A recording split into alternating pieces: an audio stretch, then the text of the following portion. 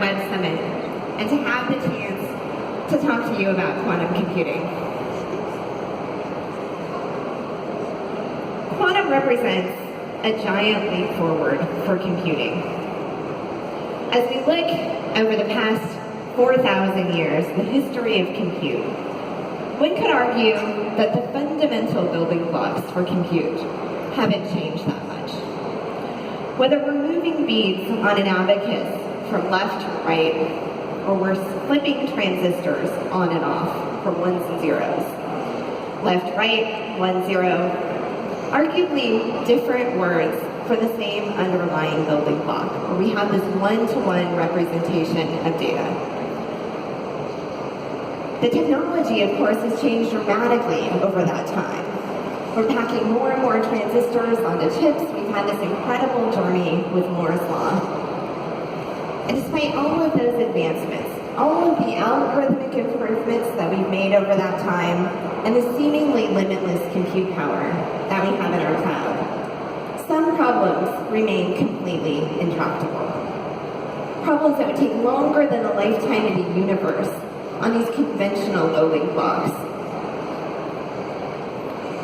As we stand here at the dawn of the quantum era, we're really talking about doing two things.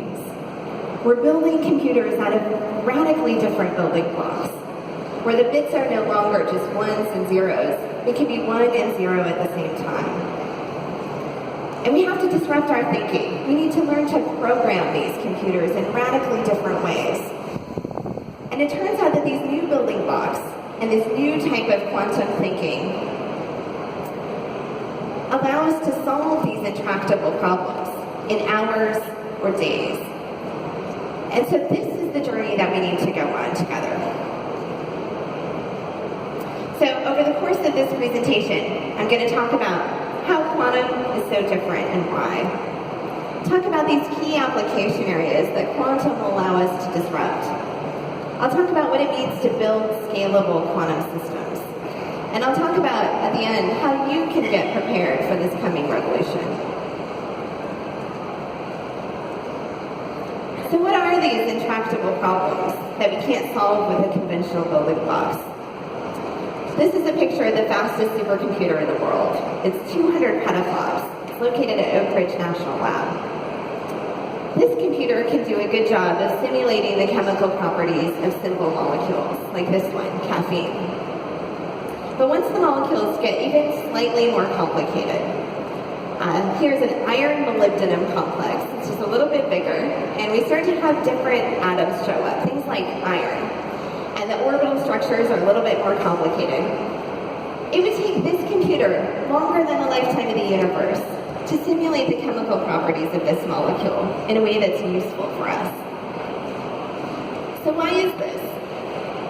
Well, it turns out that nature fundamentally speaks the language of quantum physics.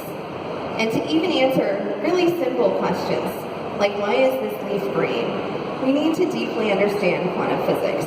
There's so much information contained in the orbital structures of these quantum systems that conventional building blocks could never, ever hope to scale.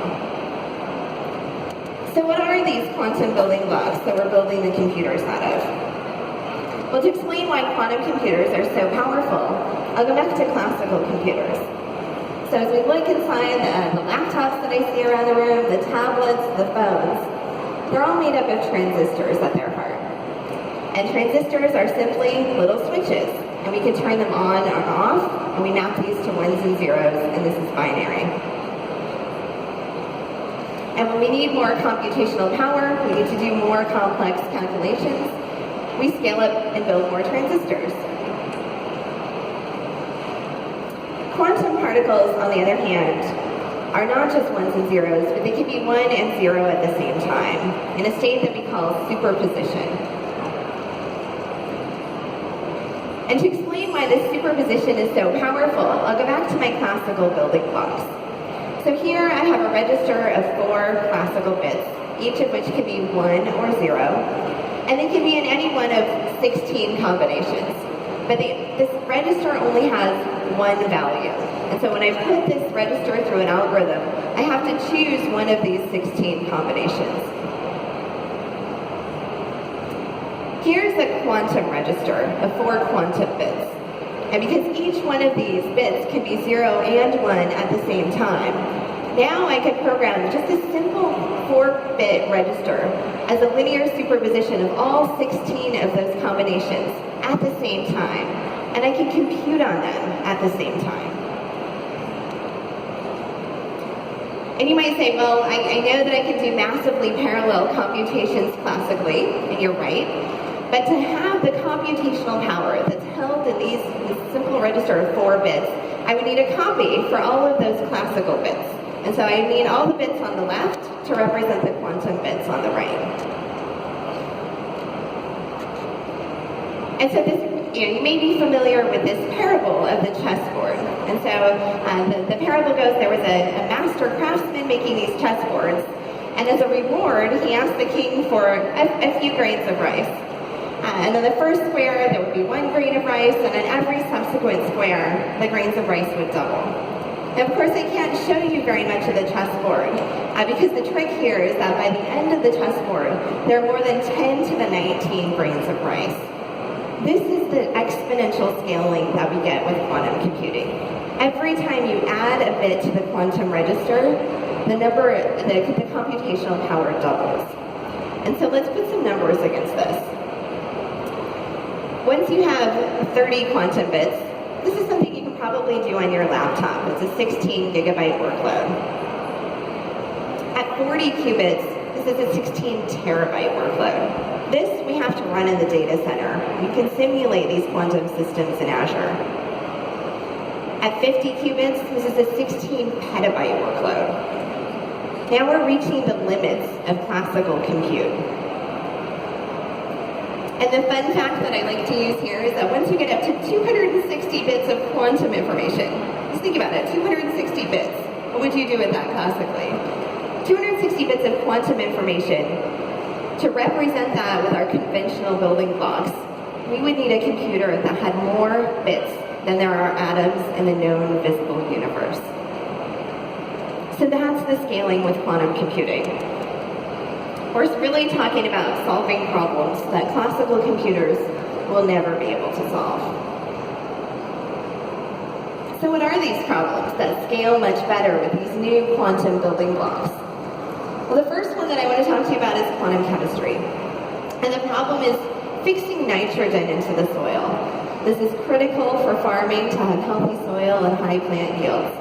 And the way that we do this is with artificial fertilizer. We have this incredible discovery that was made over 100 years ago in Germany called the Haber-Bosch process. It allows us to have a chemical process to fix nitrogen into the soil to make these artificial fertilizers. But it's intensely energy intensive. It consumes about 3% of the world's natural gas. But we know that nature can do this much more efficiently. And the way that this works is that farmers, before they had artificial fertilizer, would rotate crops through. And specifically, they'd rotate beans, because beans have the property of fixing nitrogen into the soil. And they don't require a power plant to do it. And the way that this works is there's a bacteria that lives in the roots of the bean plants.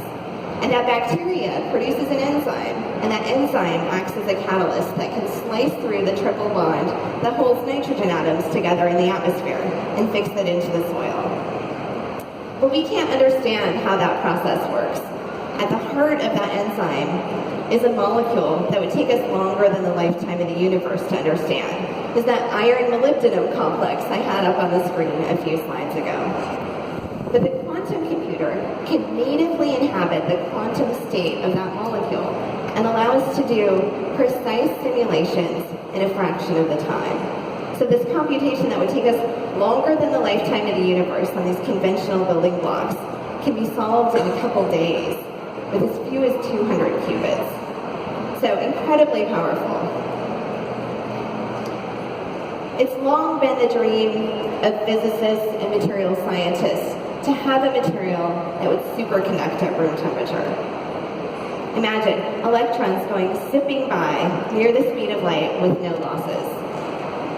The possibilities are endless for what we can make with a material like that. But if we consider it from an economic perspective for a second, we lose 15% of all electricity generated just through losses in the materials in our grids. If we could use the quantum computer to design a new compound, we could remove those losses. Okay, the last example problem area that I want to talk about is optimization. Our cities continue to explode. They're dynamic, ever-changing systems. I think probably everyone in this room has experienced the traffic and the congestion that we brought to Lisbon for this incredible event.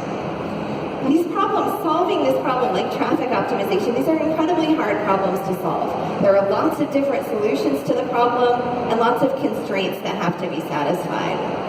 These problems explode computationally, and it's not just optimization. It's job scheduling, route planning, portfolio optimization, risk management. These problems show up all over in our customers' businesses. And I talked about, what we're doing with quantum computing is two things. We're building with these new building blocks, and we're learning to solve problems in new ways. And when we learn to solve these problems with a quantum computer, so this is how we solve them. We map them into an energy landscape. The worst solutions show up as the peaks, and the best solutions show up as the valleys. And the task is to get to the lowest solution. And it turns out that that's really hard to do, because this is very simple. But in real optimization problems, there are hundreds, thousands, or millions of variables. And so you can find yourself locally optimizing in one of these local minima. But quantum particles can tunnel out and get to a much better solution much more quickly. And what's exciting about this is that just that quantum type thinking has led us to breakthroughs where we can run these on classical architectures already today. The power that comes from learning to solve problems in a new way. And in some cases, this can give orders of magnitude speed improvements. So a problem that might take you hours on conventional architectures can be solved in milliseconds on a quantum computer. And to share an example of a customer that's working with us with this quantum technology, this quantum type thinking, to disrupt their industry today, I want you to hear from them as they talk about the solution in the healthcare industry. Modern healthcare today is really based on imaging. In the area of MRI scanners, we've developed a technology here called magnetic resonance fingerprinting that really allows us to take a quantitative picture of the patient's body. Microsoft is providing optimized quantum-inspired algorithms to really solve our hard problems, using them to make MRI faster, cheaper, and more efficient to help people all over the world with this technology. Microsoft and Case Western Reserve are working together to push the forefront of healthcare technology using algorithms that look at the world in a quantum way. We can go much, much faster than any classical algorithm that's been out there to date. These quantum-inspired algorithms are giving us a window into a future that we just didn't think about before. And we want to use that power to find diagnoses and treatments that mankind just has not been able to come up with yet. Quantum computing is going to allow us to solve problems that we never thought we could. This quantum type thinking is going to open new doors that we haven't had before. These quantum computers will be in our Azure data center. This is the ultimate intelligent cloud. We are going to be able to make profound impacts in the world with quantum computing, whether it's healthcare, or whether it's climate change, whether it's food production. And I just can't wait to see the impact that this is going to make on people's lives.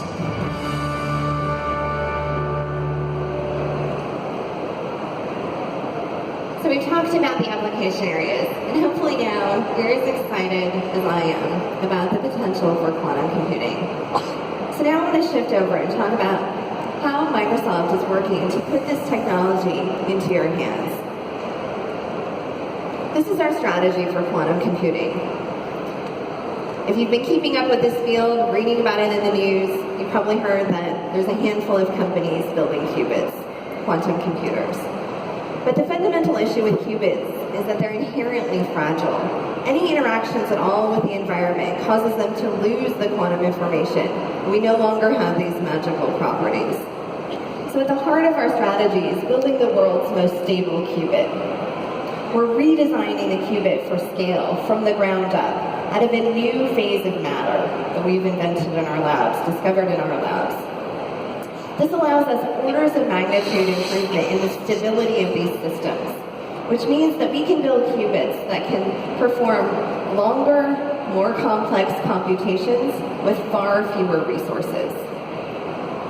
But the quantum hardware is not enough. In fact, it might not be the hardest part of building a quantum computer.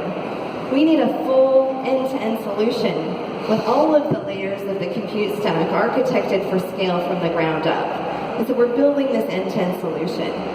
Just as we're reimagining what the quantum hardware could be, we're doing that at every layer of the stack, building the scalable control systems. You think about conventional data centers, they're hot and noisy. That doesn't reconcile with qubits that need to be kept isolated. We're building scalable software architectures to allow programmers to design algorithms and applications for these machines. And of course, for this to be useful for you, for our customers, it has to be seamlessly integrated into Azure. Quantum will be one of these co-processors in Azure, just as we have CPUs deployed at scale and acceleration options with GPUs and FPGAs. Quantum will be one of these acceleration options that's available to you in the cloud. So what do these systems look like? Well, this is the inside of one of these systems. To keep these quantum bits from losing their quantum information, we have to keep them really cold, which means we put them inside a dilution refrigerator. The quantum hardware sits down at the bottom. We keep it at 15 millikelvin. It's 100 times colder than deep space at the heart of the system. And so architecting this compute stack looks really different. So at the heart of this is a scalable qubit foundation.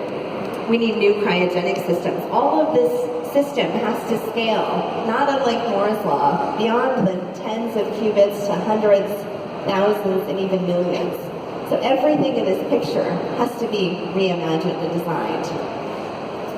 We need new inventions of this quantum classical interface.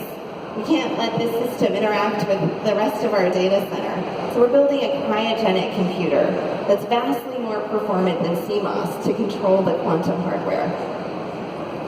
We need new platforms for identifying and correcting errors.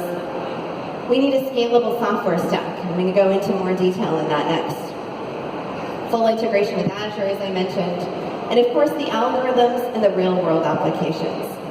And these are going to come from you. This is where we'd like you to come with us on this journey, reinvent your thinking, and learn how this technology can be used to solve problems in your industry. To get you started on your quantum journey, we've released the Microsoft Quantum Development Kit. It's the best software architecture for programming these scalable computers. We've got tens of thousands of developers who downloaded this and are actively using it. It's written by world-class software engineers, and it's designed for programmers. So those of you who are familiar with the Microsoft tools, it should look familiar. We've developed a new programming language called Q#. It's a quantum-native programming language.